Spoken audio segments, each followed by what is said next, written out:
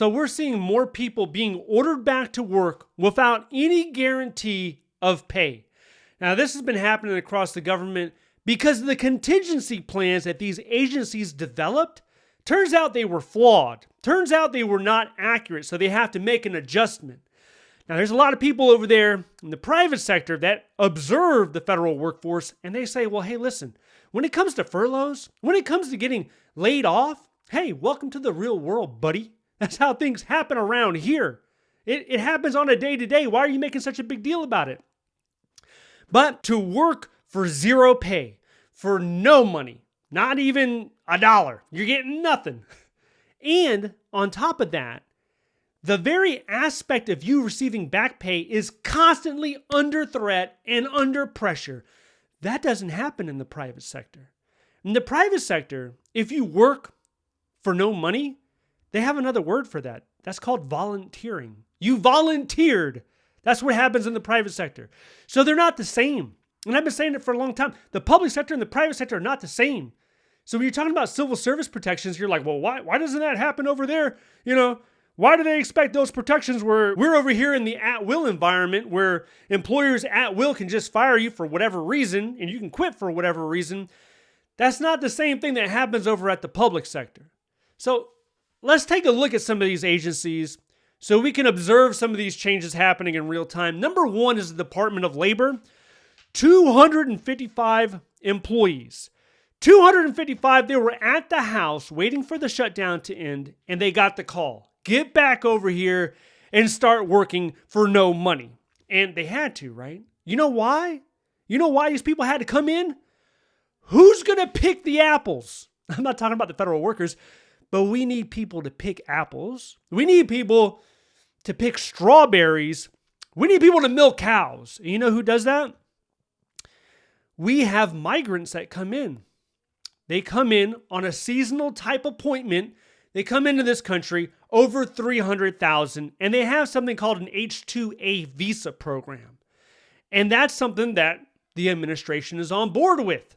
You need people at DOL to ensure that this visa program goes the way it's supposed to. Everything is smooth.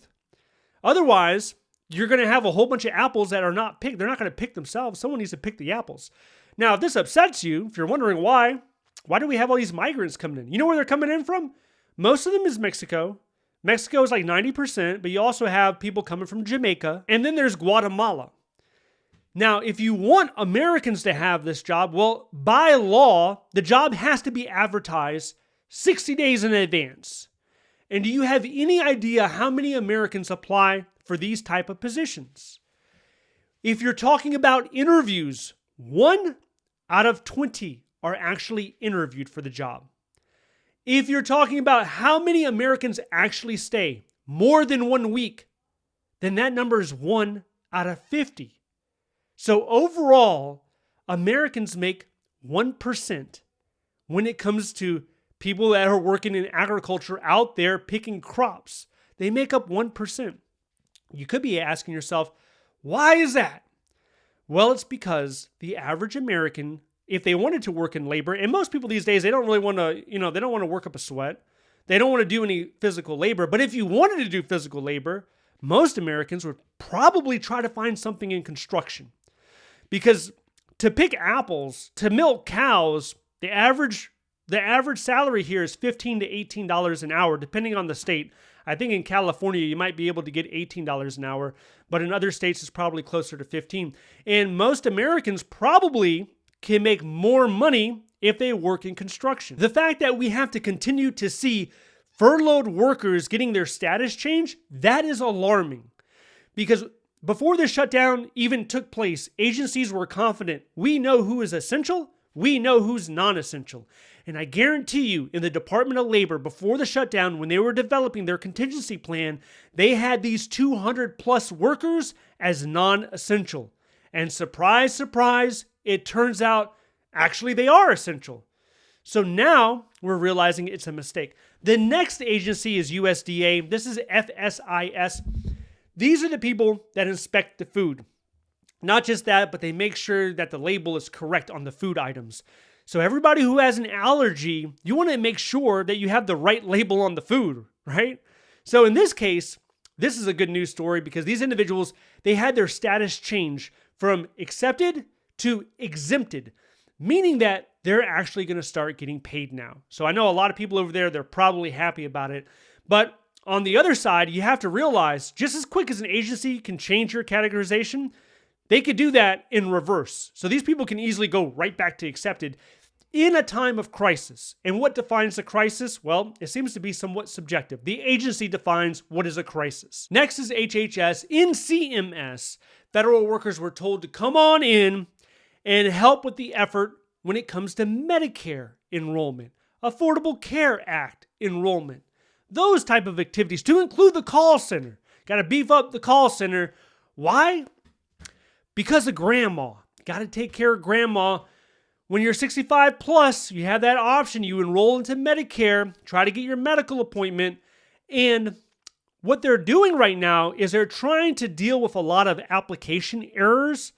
They're also overwhelmed when it comes to the phone calls, and they're trying to speed up the process. Otherwise, people are not going to be able to make their medical appointments. So this is one of those situations where you blame big government. Big government's the problem. They're the obstacle. They're the reason my grandma can't get an appointment. But you don't realize that there's a government job on the other end of grandma that's trying to assist and help things out. And it hasn't been happening, and that's why they have to call people in. Then we have DHS, the Department of Homeland Security. This is one of the administration's favorite agencies.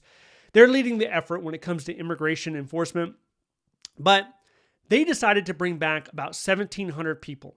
And this is in cybersecurity, and it's also emergency immigration processing. Without these people coming back, you could have a gap when it comes to cyber defense, and they're saying that potentially you could have a humanitarian crisis at the border. It's not just them. We also heard about the Department of Energy when it comes to the NNSA, their nuclear weapons. And really what all of this is showing, this agency, that agency, the other agency, all of them having to adjust and make people come back and relabel people and start people's paychecks and all that. This huge mess that we're in. All of this is showing the country that what we thought was essential is not accurate. It's wrong. And the reason that we're able to identify it right now is because of short-term pain. In the short term, something hurts, a system is broken, there's outrage, people start complaining, and then you can fix it. But not everything relies on short-term pain. There's some things that could exist for multiple months before you realize that, oh no, we made a mistake. So maybe it takes 6 or 7 months to realize that you're not in compliance with the law, or something is really hurting when it comes to public service. You have a program that is supposed to exist, but it's understaffed. Now, there's this idea that, well, we can fire very quickly and then we'll just rehire later if the need presents itself. And that type of mentality views federal workers as plug and play. We'll just plug this one here, plug that one there. And that's a fallacy. It's dangerous to get into that mindset because federal workers are not that way. You can't just take one from like Department of Energy and plug them into the Department of Agriculture. Even though they're both federal workers, even if they've been on the job for 10, 15 years, agencies have a completely different culture. There's new acronyms, there's new hierarchy, there's new SOPs, documentation, policy letters. Everything is different. There's a learning curve that exists. That's the whole reason people were making such a big deal about institutional knowledge. You think people they bang on the institutional knowledge drum just to hear themselves talk? It's a real thing where somebody stays in the agency for multiple years and they accumulate this knowledge and information that is beneficial to the agency and ultimately to the public.